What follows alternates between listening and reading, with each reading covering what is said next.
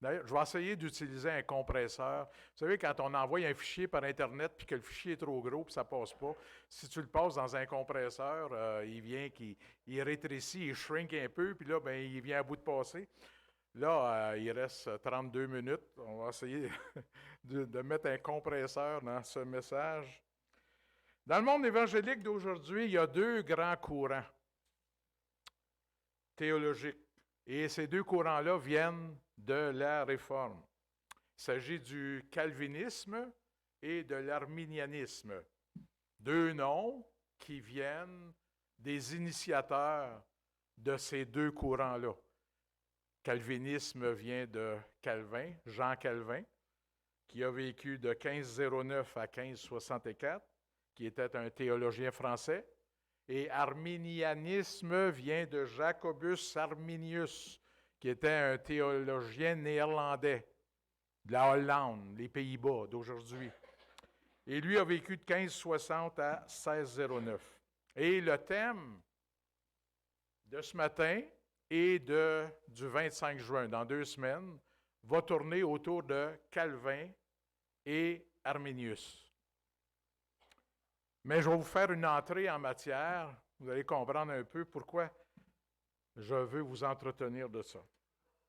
Là, je remonte quelques années lorsque j'étais jeune. En février 81, Denise et moi, mon épouse, on est venus au Seigneur.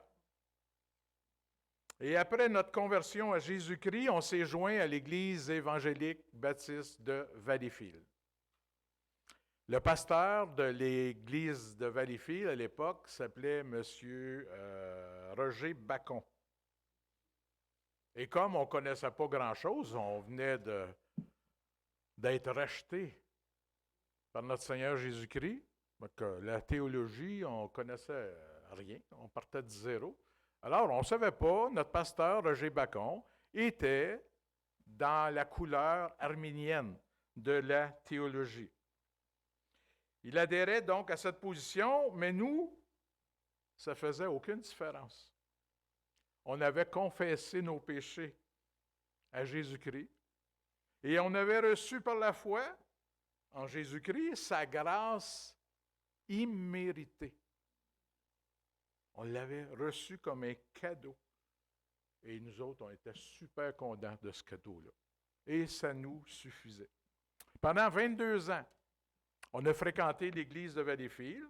Et pendant 22 ans, on a grandi, baigné dans l'évangile de Jésus-Christ et enseigné dans les couleurs arminiennes de la théologie.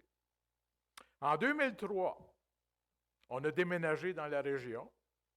Et quelques mois après être arrivé dans la région, on s'est joint à l'Église évangélique baptiste de Tursault.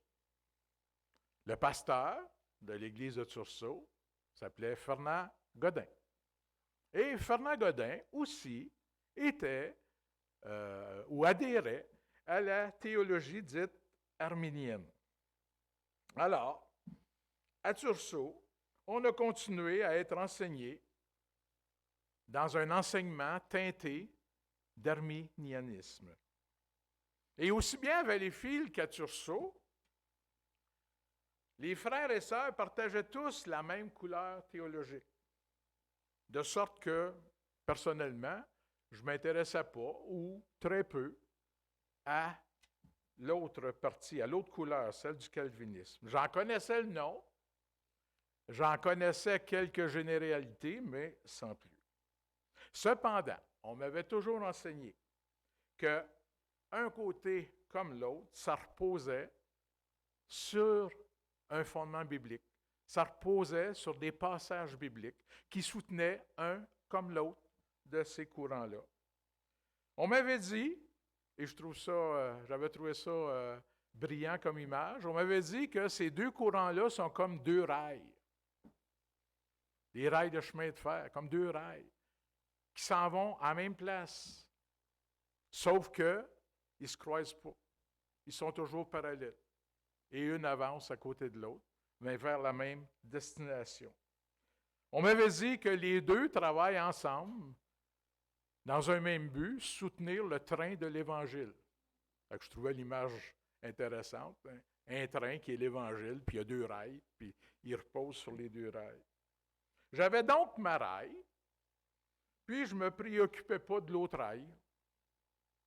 Je savais qu'elle suivait la même voie, puisqu'elle était à côté, puis elle s'en allait à la même place. J'étais content de ça. Ça n'allait pas plus loin. Et, au cours de la dernière année, l'Église de Tursault a été bénie, bénie, bénie, bénie, bénie. On a l'assistance, les membres et les adhérents, ça a plus que doublé en l'espace d'1 an. C'est renversant. Et parmi les frères et sœurs qui se sont ajoutés à l'Église, il y en a plusieurs qui adhèrent au côté calviniste de la théologie évangélique.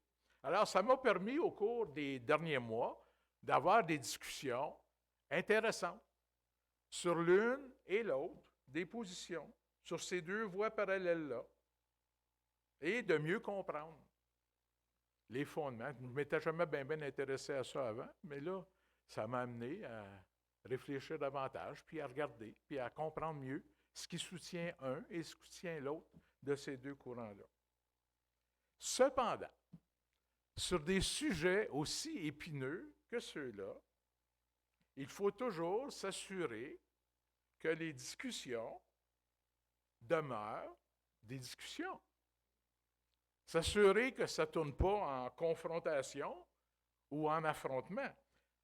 La parole nous dit dans 1 Corinthiens 10, 31, « Quoi que vous fassiez, faites tout pour la gloire de Dieu. » Et on le dit, et on ne cesse de le dire, à lui seul soit la gloire. Mais quand on veut glorifier le Seigneur, il faut agir en conséquence pour le glorifier. Et même, tournez avec moi dans 1 Pierre.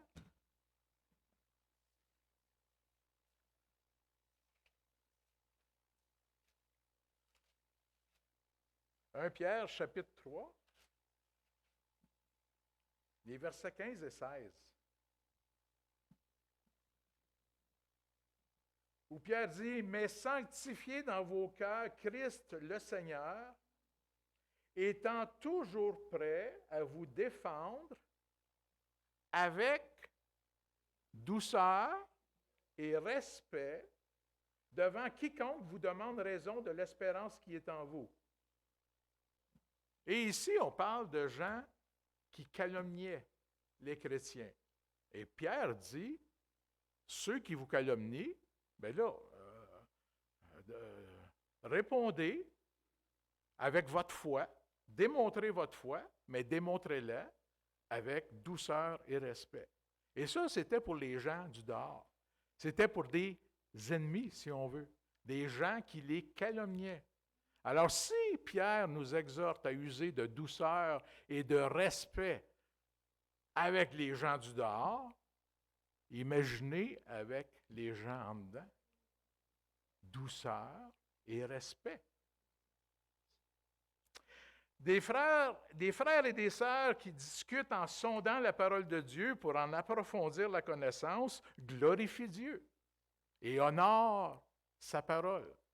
Mais des frères et sœurs qui se disputent avec animosité, qui se chicanent en confrontant leurs interprétations de la parole, ne sont pas en train de glorifier Dieu et ne sont pas en train d'honorer sa parole.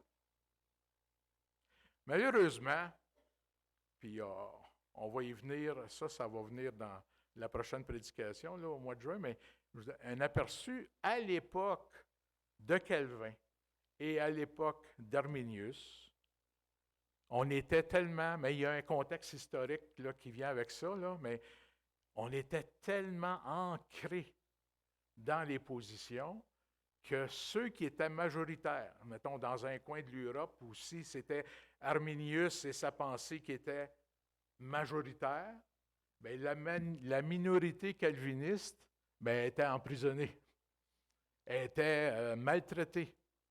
Et inversement, dans d'autres coins où c'était plus la pensée, la théologie de Calvin qui était celle qui était majoritaire, les arminianistes minoritaires étaient traités de la même manière. C'est que c'était, je vous dirais, ça manquait de sagesse dans les échanges qu'il y avait, mais il y avait un contexte historique à ça, et on le verra plus tard.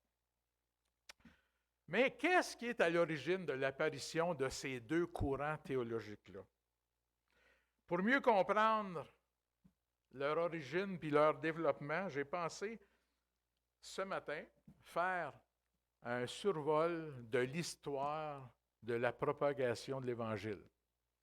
Alors ce matin, on va être plus dans l'histoire, puis dimanche, dans 2 semaines, on va être plus dans la théologie, où on va s'arrêter davantage sur Luther d'abord, puis après ça, Calvin et Arminius. Je ne suis pas théologien, donc autant ce matin que dans 2 semaines, ça ne sera pas un traité de théologie avancée, mais ça va être un exposé, tout simplement d'abord ce matin d'un contexte historique et dans 2 semaines des différents versets qui supportent l'une ou l'autre de ces pensées théologiques-là. En Matthieu 16, 18, Jésus a dit « Je bâtirai mon Église ». Jésus est le maître d'œuvre. Jésus est la pierre angulaire, comme on dit. Et vous savez que la pierre angulaire, là, c'est un terme qui a été emprunté à la manière dont on construisait les édifices, les maisons, les bâtisses à l'époque.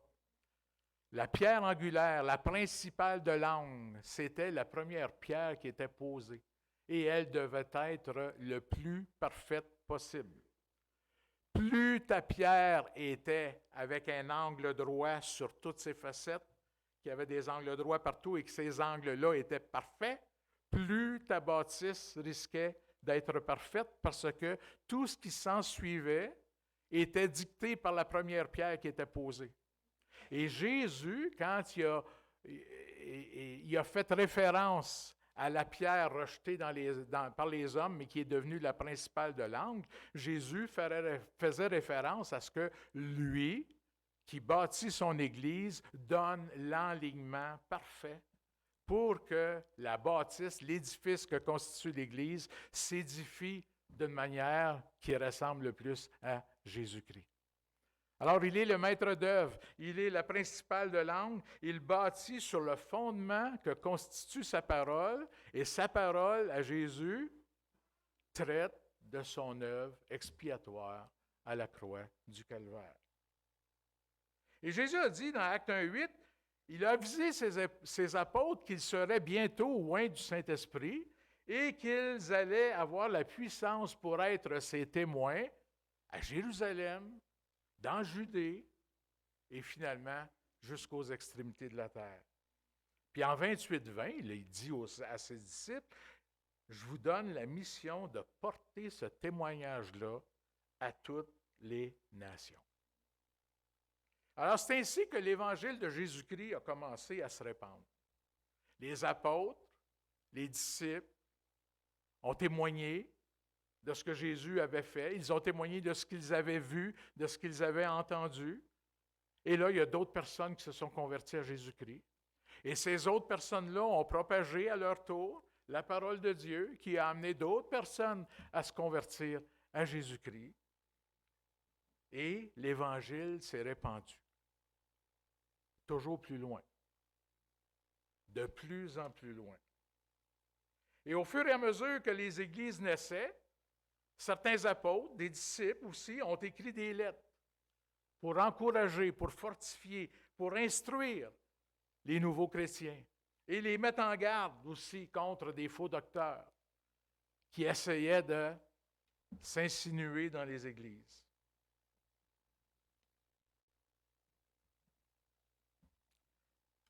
Au cours du 1er siècle, l'Évangile, on a vu des missionnaires comme Paul, Silas, Marc, Barnabas, qui ont porté le message de l'Évangile à travers toute l'Europe et, selon l'histoire, jusqu'en Espagne.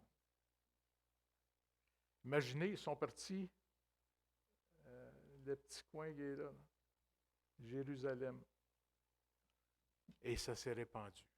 répandu, répandu. Dans les 2 siècles, les 2 premiers siècles, là, l'Évangile s'est étendu à travers tout l'Empire romain. La ligne bleue que vous voyez ici, là, tout le long, là, ça, c'est la démarcation de l'Empire romain. Bon, elle passe là, elle passe là. Alors, à travers tout cet empire-là, l'Évangile s'est répandu en l'espace de 2 siècles. Imaginez les moyens de transport qu'il y avait à cette époque-là. Et ça s'est répandu. Je bâtirai mon Église. Et c'est un signe, de la manière que l'Évangile s'est répandu, c'est un signe que c'est Jésus qui bâtissait. Ce n'est pas les disciples, ce n'est pas les apôtres, c'est Jésus qui bâtit. Mais au fur et à mesure que l'Évangile se répand à travers l'Empire romain, les autorités romaines, eux autres, ils n'aiment pas ça. Vous savez qu'il y avait un culte à toutes sortes, on en a parlé peut-être déjà dans le passé, à toutes sortes de dieux, toutes sortes de déesses. Il y avait les Romaines, mais il y avait encore les Grecs, parce que l'Empire romain a succédé à l'Empire grec, puis la mythologie grecque était très, très élaborée quand la mythologie romaine a été mise sur pied. Alors, c'était un mixte de ces deux-là. Et le commerce des choses religieuses, le commerce de la religion, c'était une activité qui était prospère. Et plus il y avait de gens qui anciennement adoraient, vénéraient des divinités, plus il y avait de ces gens-là qui se convertissaient à Jésus-Christ, plus ça enlevait des revenus à ceux qui administraient les temples dédiés aux dieux et aux déesses qui étaient gréco-romaines, pour faire un mot court. Alors, ils ont commencé à persécuter les chrétiens. Ils se disaient que si on les persécute, ça va empêcher le message de l'Évangile de se répandre. Ils ne savaient pas à qui il avait affaire. Mais le premier empereur qui a systématisé la persécution, c'est Néron, qui a été empereur de 54 à 68 après Jésus-Christ. Donc, il y a encore des apôtres qui étaient vivants là, à cette époque-là. Et Tacite, c'est un historien romain qui a vécu à cette époque-là. Dans ses écrits, il rapporte de quelle façon Néron avait poussé la persécution à son extrême. Il dit, Tacite, que la persécution est devenue, sous Néron, barbare. Donc, elle était poussée à son maximum. Ce qu'on faisait, entre autres, on a brûlé des chrétiens vivants. Et si je peux me permettre de dire une chose comme celle-là, pour rendre l'utile à l'agréable, ce qu'on faisait, ici, là, ça marche encore, ça? Oui, ça marche encore. Rome est là, puis regardez la ligne rouge qui est là, là. Ça, c'est la Via Appia. C'était la principale entrée dans la ville de Rome par le sud. Cette voie-là, on avait aménagé, peut-être sur une distance de 500 mètres, 200 mètres, je ne sais pas, mais avant l'entrée dans la ville de Rome, on avait mis des poteaux. On attachait des chrétiens après ces poteaux-là. On les enduisait de bitume. Et quand la noirceur, quand le soleil se couchait, puis que là, ça commençait à être dans la pénombre, dans la noirceur, on mettait le feu. On se servait des chrétiens comme lampadaires de rue. L'histoire nous rapporte que Dieu, dans sa grâce, ces gens-là mouraient en chantant. Pour moi, c'est incompréhensible, mais quand tu te places sous la grâce, c'est comment la grâce de Dieu peut être infinie. Ces gens-là, ils ont vécu quelque chose d'exceptionnellement atroce et d'exceptionnellement béni. Néron a poussé sa chose à aller jusqu'à... Il amenait les chrétiens dans des arènes. Arènes. on les dénudait, on les revêtait de peau de bêtes sauvages. Et il y avait des chiens qui étaient dressés pour la chasse aux bêtes sauvages. Et ces chiens-là, quand ils attaquaient les bêtes sauvages, c'était pour les tuer. Alors, il y avait des chrétiens qui étaient dans l'arène, qui étaient revêtus de peau de bêtes sauvages, puis là, on lâchait les chiens. Alors, les chiens, eux autres, là, ils ne faisaient pas de distinction, hein, c'est-tu des humains ou c'est-tu non? Eux autres, leur odorat disait que c'est des bêtes sauvages parce qu'ils sentaient la bête sauvage, alors ils les attaquaient. Il les tuait, il les égorgeait, ça se faisait, et le monde applaudissait. C'était un spectacle. Néron, dans sa folie, a mis le feu à Rome à un moment donné. Et une bonne partie de la ville de Rome a passé au feu. Mais par la suite, ça commençait à se dire que Néron avait mis le feu, puis là, il commençait à perdre de son prestige. Alors Néron a tout simplement fait témoigner des gens pour qu'on dise que c'était les chrétiens qui avaient mis le feu à Rome. Alors, ça l'a exacerbé la haine que les Romains avaient envers les chrétiens de toute origine. C'est dans ce contexte-là de persécution que l'Évangile s'est répandu à travers tout l'Empire romain. Quand on dit la puissance infinie de Dieu au service de la grâce infinie de Dieu, la propagation de l'Évangile en est un exemple flagrant. Sans l'intervention de Dieu, personnelle de Dieu, jamais l'Évangile aurait pu se répandre à travers l'Empire romain tout en subissant la persécution de cette façon-là. Dieu était à l'œuvre. Les chrétiens ne pouvaient pas, c'est pas ça qu'il fallait que je fasse. On revient là, c'est plutôt ça. Les chrétiens devaient se cacher. Et c'est à cette époque-là que parut le signe du poisson, qu'on voit encore aujourd'hui. On a sur les automobiles, sur des plaques, sur des manuscrits, sur différentes affaires. Et le signe du poisson, ce que vous voyez en haut, là, c'est écrit en grec. 5 lettres. Le premier, c'est un iota. Le deuxième, on appelle ça un xi. La troisième, theta, upsilon, puis sigma. Ces 5 lettres-là, donc, quand tu les traduis dans l'alphabet qu'on connaît, européen, là, normal, là, d'aujourd'hui, alors le I, c'est le I. Regardez dans le centre, c'est ictus, qui est le nom, qui veut dire poisson.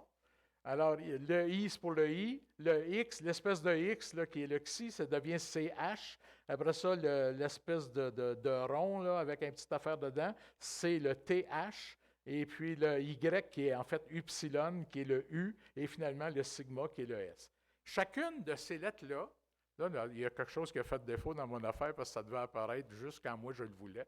Là, ça a tout apparu des coups secs. Alors, le I, c'était pour Jésus, qui veut dire Jésus. Le Xi, qui est devenu CH dans notre alphabet, nous autres, c'était pour Christos, qui veut dire Christ. Le TH, c'est pour Théou, qui veut dire Dieu. Le U pour Uios, qui veut dire Fils. Et le S pour Sauter, qui veut dire Sauveur. Alors, ça voulait dire, quand on affichait le signe du poisson, ça voulait dire que je croyais à Jésus-Christ, Fils de Dieu, Sauveur. C'était comme un mot de reconnaissance qu'ils avaient entre eux autres. Les apôtres ont disparu, les disciples du premier siècle ont disparu, puis là sont apparus ce qu'on appelle les pères de l'Église. Il y en a eu 3 sortes. Il y a eu les pères qu'on a appelés apostoliques. Apostoliques, apôtres, c'est les pères du temps immédiatement après le temps des apôtres.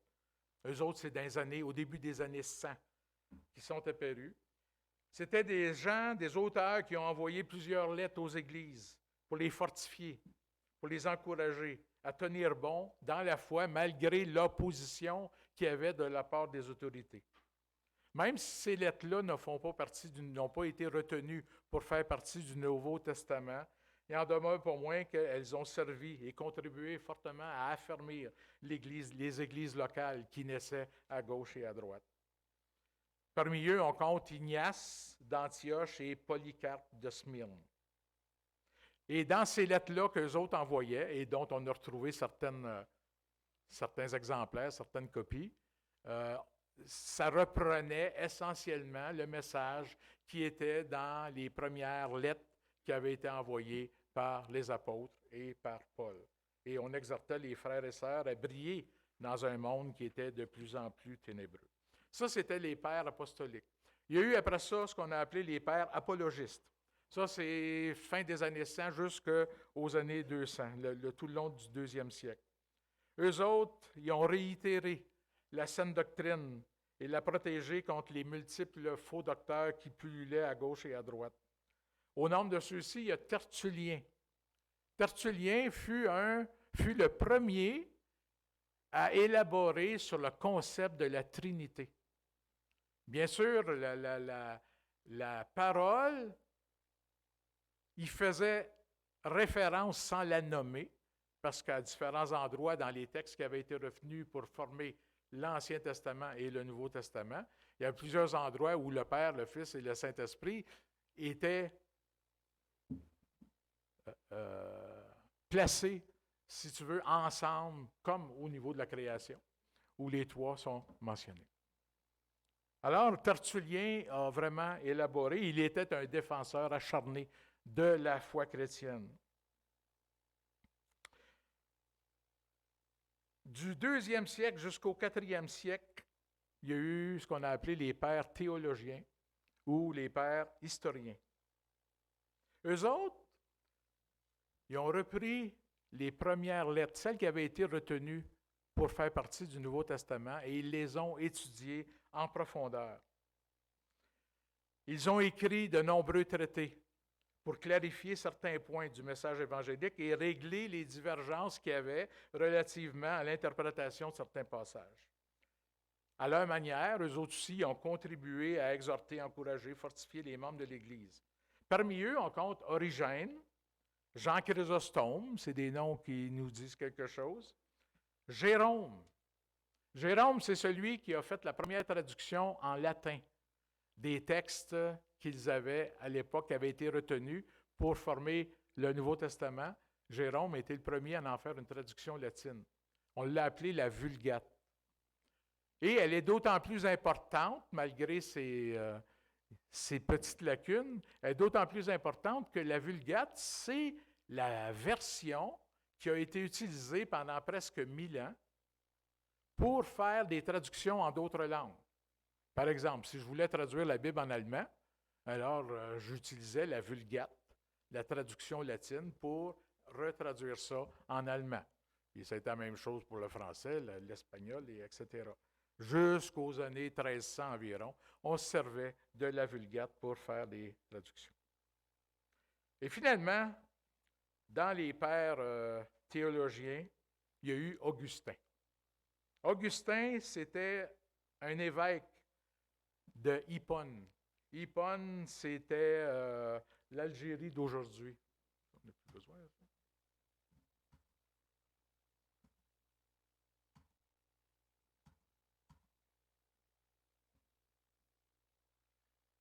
Bon. C'est ça. Hippone, là, c'est l'Algérie. Bon, mon crayon est en train de lâcher là avec. Ça va bien, merci. L'Afrique du Nord, cette partie-là de l'Afrique du Nord, qui constitue l'Algérie aujourd'hui. Alors, Augustin était évêque de ce coin-là. Et Augustin a été un des principaux influenceurs de la pensée théologique jusqu'au temps de la Réforme. Alors, de 400, lui, il était autour de 400 après Jésus-Christ, jusqu'à 1300-1400, donc pendant presque 1000 ans, ou autour de 1000 ans. Lui a mis en évidence la nature pécheresse de l'homme qui était hérité d'Adam et le fait que sans la grâce de Dieu, l'homme est incapable de choisir le bien. Il y avait à la même époque que lui un dénommé Pélage. Lui, il enseignait la moralité puis la théologie à Rome. Puis lui, il n'était pas d'accord, Pélage, avec ce qu'Augustin disait. Et là, il a été, d'ailleurs, il a été qualifié d'hérétique par la suite, là, mais il disait des choses aussi aberrantes que ceci.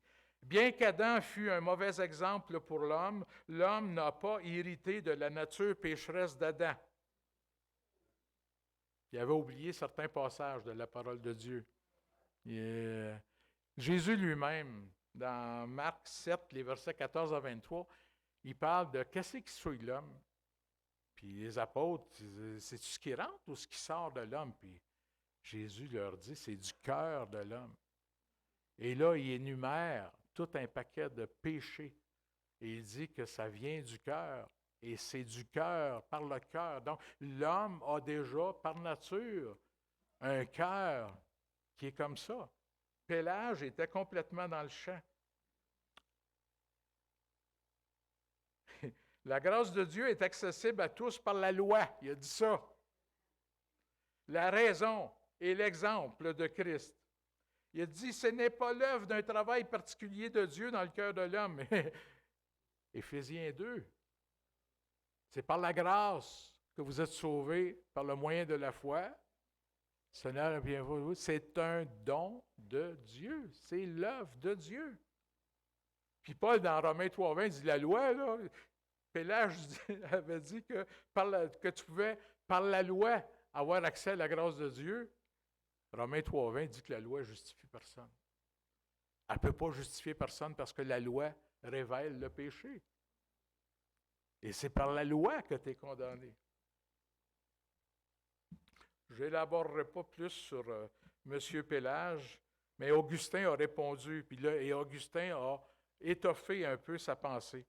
Il y a quelques grands thèmes. La grâce de Dieu nous redonne la liberté de choisir le bien. Liberté qu'on avait perdue en Adam. Que lorsqu'Adam a péché, il n'avait plus le choix, il était rendu pécheur. Et puis, un pécheur pêche. Augustin a dit aussi, la grâce de Dieu est irrésistible. Il nous amène à désirer ce que Dieu désire. Le choix de Dieu pour certains élus n'est pas basé sur sa prescience, mais basé sur son bon plaisir, sur sa seule volonté. C'est Augustin qui a élaboré là-dessus, et ça sera repris par Calvin, qu'on va voir en détail dans 2 semaines. Et il a dit aussi, Dieu n'est pas injuste quand il choisit des gens, puisque tout le monde est condamné. Alors, puisque tout le monde est condamné, bien, le fait que Dieu choisisse quelques-uns, ce n'est pas de l'injustice, c'est de la grâce. C'est un point de vue appuyé par certains passages, mais qu'on va voir davantage avec Calvin. Alors, Pélage fut déclaré hérétique en 418, et puis ça s'est arrêté là pour lui. Là, je vois. Donnez-moi un petit 5-10 minutes encore. Là. C'est à cette époque-là, en 313, que l'empereur Constantin a décidé qu'à travers tout l'Empire romain, dorénavant, la religion exercée, officielle, serait le christianisme. Toutes les déesses et tous les dieux étaient mis au rebut et remplacés par Jésus-Christ. Mais comme celui qui avait décidé ça, c'était le chef suprême, c'était l'empereur Constantin, alors on assista à la naissance de l'Église d'État. Désormais, l'État a son mot à dire dans la façon de faire de l'Église, son fonctionnement, son enseignement, son credo, etc., etc. On pourrait dire, ouais, mais les persécutions ont arrêté, c'est une bonne affaire. D'un côté, oui, on peut dire que c'est une bonne affaire, mais d'un autre côté, le fait que le politique était rendu dans la religion, cela a amené toutes sortes de fausses doctrines. Le message de l'Évangile va s'obscurcir. Des pratiques païennes vont rentrer dans le culte à l'Église et beaucoup de gens, puisque l'État chapeaute l'Église, beaucoup de gens vont se dire chrétiens pour bénéficier des faveurs de l'État. L'Église va devenir mondaine. Elle est plus séparée du monde. Elle devient au service de l'État et petit à petit, elle va devenir partie prenante de l'État. Et comme les leaders spirituels sont les seuls qui avaient de l'instruction, bien, ils vont prendre de plus en plus de pouvoir et leur pouvoir va devenir de plus en plus politique. Et quand on met ensemble Église, État et plein de monde qui se disent chrétiens par opportunisme politique, ça donne lieu à toutes sortes de fausses doctrines. Là, on s'est mis à nier l'incarnation de Dieu en Jésus-Christ. On s'est mis à nier les deux natures de Jésus-Christ. On s'est mis à nier sa résurrection corporelle. D'autres se sont mis à prier pour les morts, pensant que même après la mort, ils pouvaient intercéder et prier pour leur salut. D'autres sont allés jusqu'à prier les morts pour que les morts intercèdent pour eux auprès de Dieu pour obtenir des faveurs de Dieu. Toutes des pratiques qui sont issues de la grande noirceur dans laquelle on était. Et puis là, il a fallu que les penseurs, les plus hauts penseurs de l'Église se réunissent en concile pour commencer à dire qu'est-ce qu'on fait avec ça? Là? Ça, c'est-tu la vraie théologie ou c'est pas de la vraie théologie? Et puis là, il y a eu toutes sortes de conciles. Là. Il y en a eu à Nicée en 325, à Constantinople en 381, à Éphèse en 431, en Chalcédoine, etc., etc. Par exemple, à Nicée, là, on a débattu beaucoup sur les deux natures de Jésus-Christ. Et on a proclamé que Jésus-Christ était pleinement Dieu et pleinement homme sans le péché, pour mettre un terme à ceux qui disaient que Jésus-Christ n'était pas Dieu, ou était juste Dieu ou juste homme, mais pas les deux en question. La double nature de Jésus-Christ. Jésus-Christ est Dieu. Même aujourd'hui, 1900 ans plus tard, on a des sectes qui se disent chrétiennes. Exemple, les témoins de Jéhovah, qui affirment que Jésus est le Messie, qui affirment que Jésus est l'agneau sacrificiel, mais qui nie la divinité de Jésus. La saine doctrine a toujours fait l'objet d'attaques et elle va continuer d'en faire l'objet. Mais, merci Seigneur, l'Esprit Saint protège cette saine doctrine. C'est à cette époque-là aussi qu'il y en a qui voulaient l'État et l'Église ensemble. Je ne veux plus de ça. Alors, ils se retiraient. Le mouvement monastique est arrivé à cette époque-là. Alors, des gens se retiraient dans des lieux secrets, dans des lieux difficiles d'accès, des grottes, des vallées, des endroits plus ou moins accessibles, et ils se cloîtraient là. Mais, il y avait ils se donnaient une grande responsabilité. Ils étaient des copistes. Et c'est à travers ces moines-là, qui vivaient en réclusion, que la parole de Dieu a été copiée et recopiée d'une manière fidèle. Alors même si Dieu nous dit, enlevez-vous pas du monde, restez dans le monde pour pouvoir briller dans le monde. Alors même si ces gens-là, ces moines-là, n'ont pas été, si on veut, cohérents avec cette demande que Dieu fait de briller dans le monde, ils ont néanmoins contribué au maintien de la parole de Dieu jusqu'au temps qu'arrive l'imprimerie. Parce que de siècle en siècle, la parole de Dieu s'est copiée. Il y avait, au cours du premier millénaire, il s'est développé 5 grands pôles de la pensée évangélique. Il y avait d'abord Rome, là. Ensuite de ça, ici, Constantinople était là. On voit Byzance là, sur la carte, mais c'était dans ce coin-là. Il y avait Éphèse dans ce coin-là, Jérusalem qui est là, et puis Alexandrie qui était là. C'était 5 pôles. Où ce que, si on pouvait dire, les penseurs théologiques principaux, c'est dans ces 5 endroits-là qu'ils se trouvaient. Et il y avait une certaine collaboration, de sorte que quand une église était prise, ou un coin de pays était pris avec des faux docteurs qui préconisaient une théologie bien particulière, il y avait les 4 autres qui pouvaient intervenir pour les ramener sur la traque et dire, regarde, là, c'est de même que ça doit se passer. Je ne dirais pas que c'était le bouclier principal contre les fausses doctrines, mais au moins ça contribuait à maintenir tant bien que mal la saine doctrine, du moins dans ses grandes lignes. Mais petit à petit, Rome a pris la prépondérance sur les 4 autres. Et puis quand il y avait des conflits, des divergences, tout ça, Rome essayait toujours de mettre son autorité au-dessus des autres. Et elle, petit à petit, elle y est parvenue.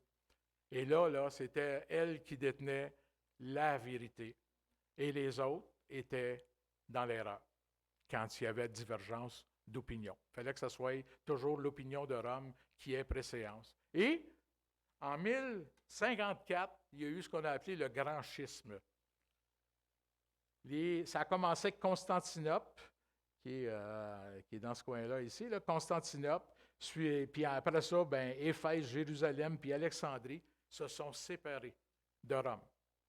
On les appelait les églises orientales. Alors, les églises orientales se sont séparées de l'Église romaine et on les a appelées les églises orthodoxes. Alors, tu avais les 4, Constantinople, Jérusalem, Antioche et Alexandrie d'un côté, puis tu avais Rome de l'autre côté. Mais cette séparation-là a mis fin à la contribution qu'il y avait entre les grands penseurs, et de sorte que ça a amené une période de grande noirceur, aussi bien à Rome que dans les églises orthodoxes. On a vu apparaître des choses comme le baptême des enfants. On va vivre un baptême la semaine prochaine. Là. Le baptême, c'est un témoignage de ta conversion. C'est un témoignage du salut que le Seigneur a opéré en toi. Mais là, c'était plus ça. On a vu apparaître le baptême comme un sacrement par lequel un bébé, il témoigne de rien, mais il rentre dans l'Église par le baptême. Et le baptême, naturellement, effaçait le péché originel. Donc, parce que tu étais baptisé, tu n'avais plus de tâches. C'est comme si on disait tu n'avais plus de nature pécheresse. La transsubstantiation. Tout à l'heure, on a pris la table du Seigneur, puis en prenant la table du Seigneur, on s'est rappelé, c'était un mémorial de ce que Jésus a fait pour nous. Et là, ils ont transformé ça, c'est devenu un sacrement. Et le sacrement de la Sainte Seine avait la transsubstantiation qui était comme quelque chose de mystique et de magique qui faisait en sorte que l'hostie devenait véritablement le corps de Jésus-Christ et le vin, oui, parce qu'à l'époque c'était du vin, devenait véritablement le sang de Jésus-Christ. Et c'était un sacrement, ce n'était plus un mémorial. On refaisait à la Sainte Seine le sacrifice de Jésus-Christ et ça s'est traduit par après dans ce qu'on a appelé par la suite le sacrifice de la messe. Mais ça a parti de là. Et puis là, à un moment donné, parce qu'on se passait la coupe puis que de temps en temps, il y avait du vin qui tombait à terre, mais là, on disait que c'est un sacrilège. Le sang de Jésus-Christ se ramasse à terre, puis il va être piloté par les gens par la suite. Alors, on a retiré la coupe des fidèles. Et on a gardé la coupe comme étant l'apanage des prêtres. Alors, le prêtre, lui, communiait avec l'hostie et communiait avec le vin, mais les fidèles, il n'y avait plus droit au vin à cause de ce principe-là. Et là, pour qu'ils ne perdent rien, on a amené la concomitance. Alors, la concomitance, ça allait au-delà de la transsubstantiation.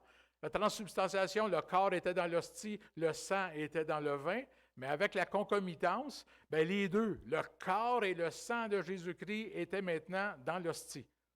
Alors, c'était une nouvelle pratique, c'était une nouvelle magie, je ne sais pas, en tout cas, c'est ce qui est arrivé. Qu'est-ce qu'on a eu à part de ça? La canonisation des saints. On a commencé ça. Donc, on garantissait que la personne qu'on canonisait était au ciel, et non seulement était au ciel, mais elle avait un ministère d'intercéder auprès de Dieu pour vous, pour obtenir les faveurs de Dieu. Alors, c'est pour ça que là, ça s'est étendu, et la vénération des saints est allée, quand j'étais petit gars, c'était bien important, le calendrier des saints, là. Chaque jour presque de l'année, tu avais la fête d'un saint, puis des fois 2, puis des fois 3, là, parce qu'il manquait de journée à un moment donné. Marie a été proclamée reine des cieux. Et la vénération de Marie, pour ne pas dire adoration dans certains cas, est devenue tellement forte qu'on a commencé à dédier, à consacrer des cathédrales à Marie. Puis aujourd'hui, là, promenez-vous, là, puis regardez les églises, et c'est presque toutes des églises dédiées à Marie. La cathédrale Marie-Reine du Monde à Montréal. Marie, Reine du Monde. On est loin de notre Seigneur Jésus-Christ, là. On faisait ça un peu comme dans le temps des Romains, quand il y avait la déesse une telle ou une telle, on consacrait des temples à cette déesse-là, mais là, on revenait à ces vieilles pratiques-là de consacrer des cathédrales au nom de Marie. J'achève. En 1071, donc pas longtemps, en 1054, le grand schisme, une vingtaine d'années plus tard, il y a eu la conquête de Jérusalem par les Turcs. Les Turcs étaient des musulmans. La ville sainte, Jérusalem, était sous l'emprise des musulmans. Alors l'Église de Rome a dit, ça ne se peut pas. Alors, on va organiser des croisades. Et là, il y a eu, sur une période de 200 ans, il y a eu 8 grandes croisades. Et pour s'assurer d'avoir une armée qui était suffisamment forte, on a inventé les indulgences. Indulgence totale ou plénière. Une indulgence totale ou plénière se disait comme suit: si vous joignez l'armée pour aller combattre à Jérusalem, vous obtenez le pardon de vos péchés. C'était ça l'indulgence totale. Alors les gens qui embarquaient dans l'armée, c'était plus Jésus-Christ qui les sauvait. C'était l'Église de Rome qui les sauvait par l'indulgence qu'il leur attribuait parce que la personne s'était jointe à l'armée pour aller combattre à Jérusalem.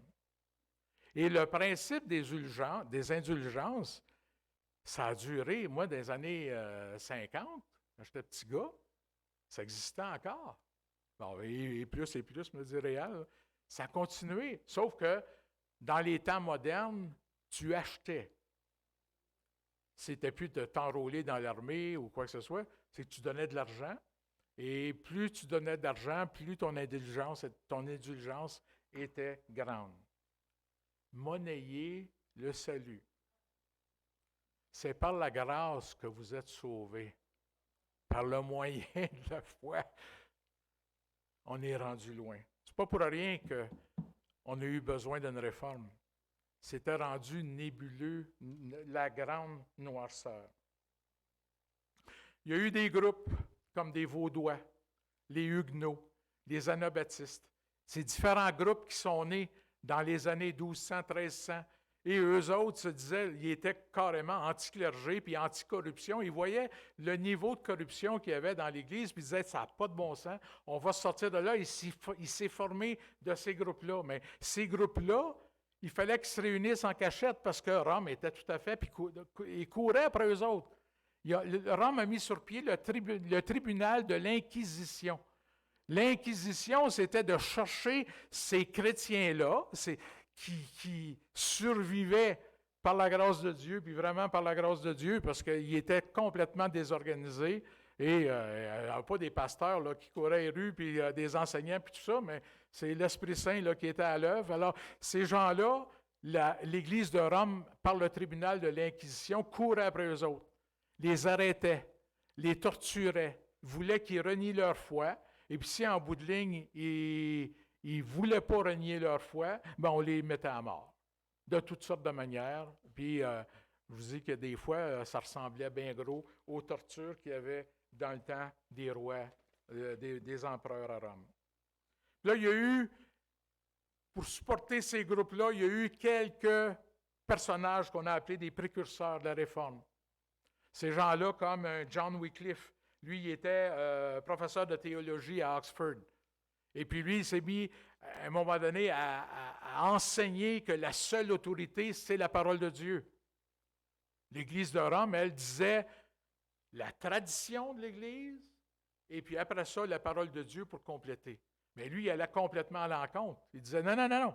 La tradition de l'Église, là, mettez ça à la poubelle, c'est la parole de Dieu qui doit compter.